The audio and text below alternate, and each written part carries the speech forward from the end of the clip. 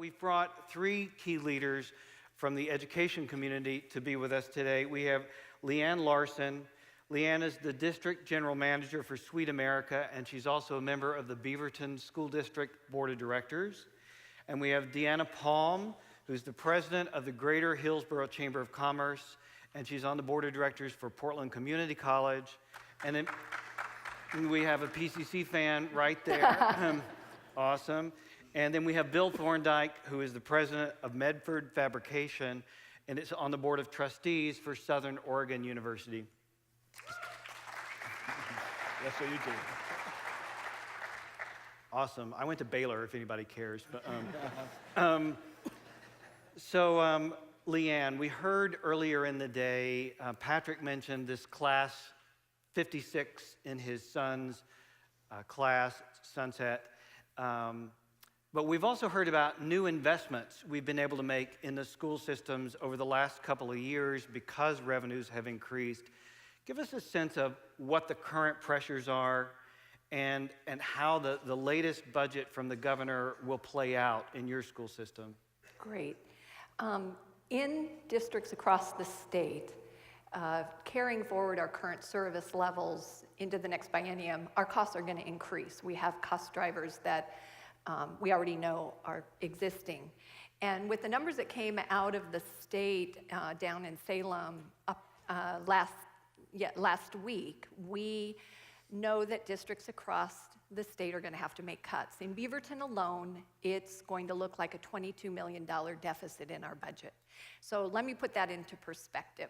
During the Great Recession in Beaverton, we cut over 300 teaching positions. $22 million equates to 220 teachers. So our class sizes will go up.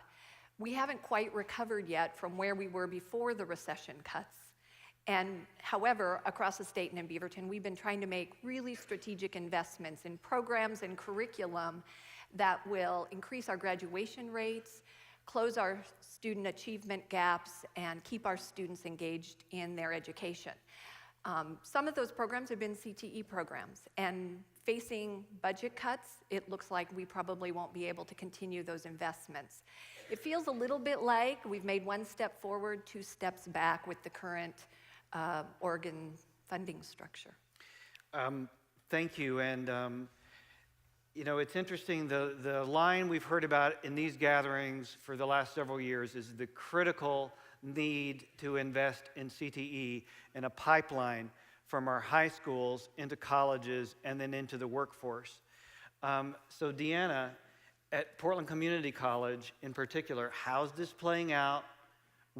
How are you going to solve for the shortfall?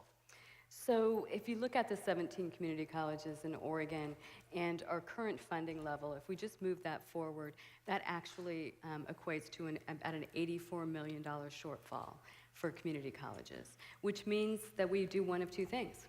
We either increase tuition or we cut staffing, labor, where 85% of our budget is at. And both of those outcomes are negative for our students. Obviously, the tuition increase, costs go up. If we cut, then we're actually constricting classes, programs, offerings, which ultimately impacts their ability to complete on time. So that becomes costly as well. Very difficult conversations. I will tell you that from a student perspective, the tension on tuition increase is more amplified than it's ever been, in the sense of they're facing housing insecurity, food insecurity, and now educational insecurity. And they're really looking at this opportunity in this gathering today to hear how we're going to work on solving this. And they have great hope that we're going to come out with a conversation that's a positive conversation that moves them forward. Community colleges are looked at as the colleges that actually bring people out of poverty. You know, we're the step ladder into prosperity. And the rungs on the ladder are just getting further and further apart for people. So, Deanna, didn't we, in last legislative session, or maybe it was the one before, the legislature decided to make or underwrite tuition for community colleges for So what happened with that? How does that play into this dynamic? Well, certainly that was the Oregon Promise Program in its first year now, and I think that Ben Cannon's going to be talking about that later this afternoon in terms of what those outcomes. We had more students, obviously, that applied for the FAFSA and then applied for community college, which was great. I believe it's about 18 or 1,300 students that actually ended up at Portland Community College. So great opportunity. It's last dollar, so federal and financial aid comes into play in terms of how they're funded as well. So, and I actually just think that, you know, the increasing tuition diminishes those kind of programs because the costs go up. So it becomes sort of a circular issue that we have. So I think that these are good opportunities for us to look at those, not leaving students behind and providing the best opportunity we can. Absolutely. Bill, any different perspective from at Southern Oregon or in the higher ed? Well, I think, you know, the unique thing that we're living through right now is the inaugural boards of trustees at our 7 universities. So now there's roughly about 100 individuals who are giving of their time to really understand and hopefully manage our universities going forward. And of course, each of our universities have representatives from student body, from our staff, from our faculty, in addition to our administration. And so what we end up with is a really interesting dialogue on campus with all the people that are participating in the system as we have it right now. And as we know that over the last decade or so, we've basically flipped the resources from the state that at one point covered 70% of our costs that now cover 30% of our costs.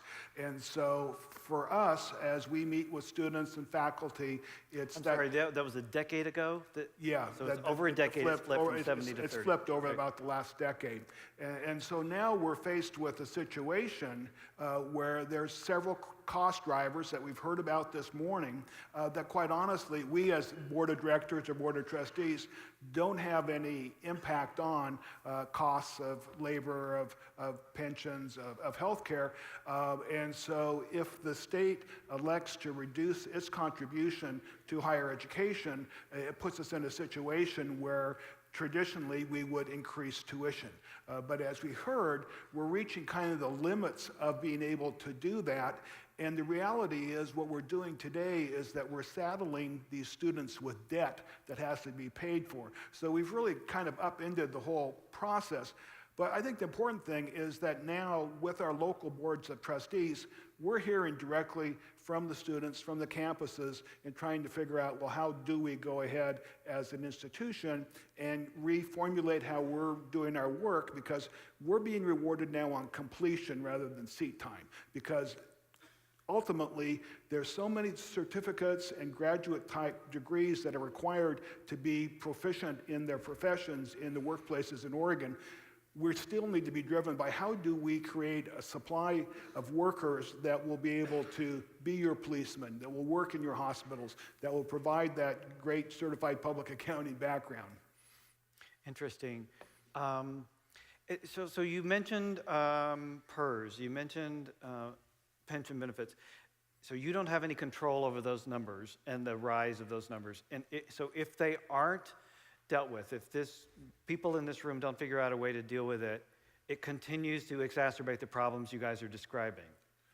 Right, and we get back into the rural-urban connection too, in that many of our labor costs are driven on a statewide bargaining process. So to a certain degree also, we have to deal with the cost structure of our labor and being able to recruit and retain the types of folks we need to run our universities and to be able to teach our courses.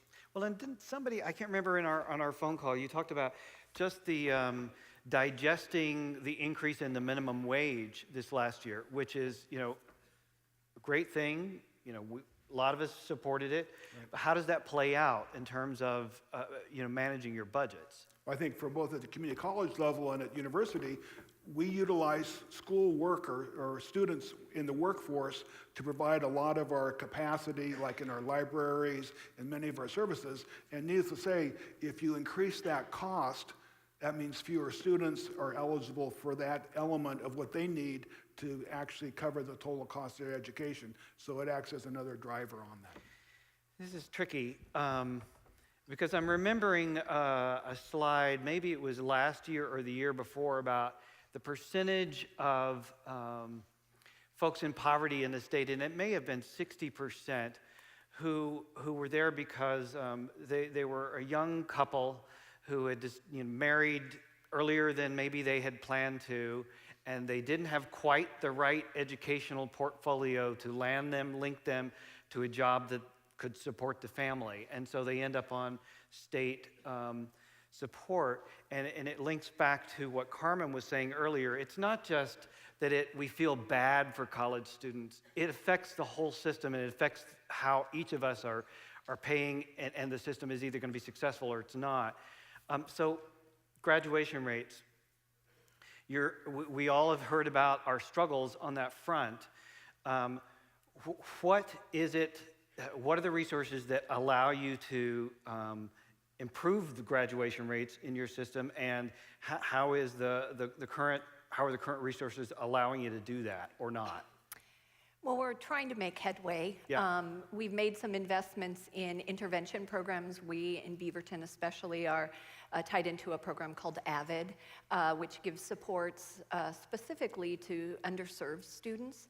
CTE programs, anything we can do through music, arts, second languages to keep kids engaged in their education will eventually increase those graduation rates. We'd love to invest in early childhood education across the state. It's been proven that if you make that investment early, you're going to reap the benefits in the graduation rates. But we haven't begun to do that throughout the state. There's been pockets of it, but trying to do that when you're just trying to make your budgets meet has been difficult.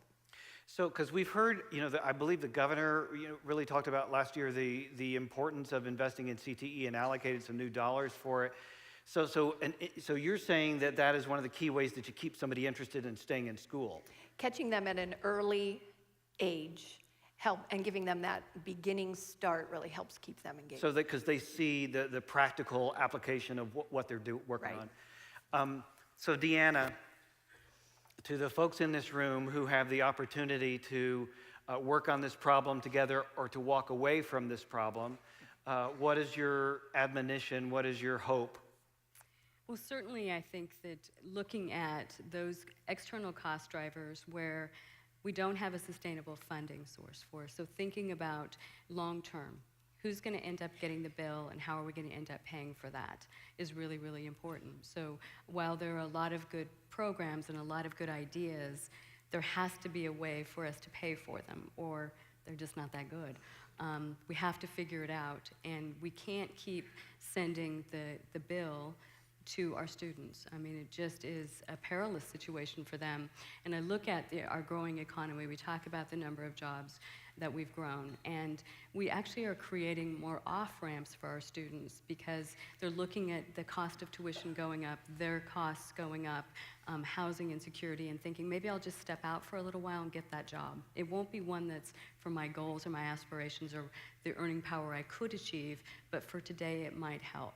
And so we have to stop giving those off-ramps and keep students in school, give them incentives to complete, to get their certification, to get their degree, to transfer to a university. Whatever their goals and dreams and aspirations are, we have to help them find a pathway to do that. And we have to find funding solutions. And I do think it's a conversation that has to come from all sides. It can't just be stop doing this, or we have to talk about how we're going to increase revenue as well.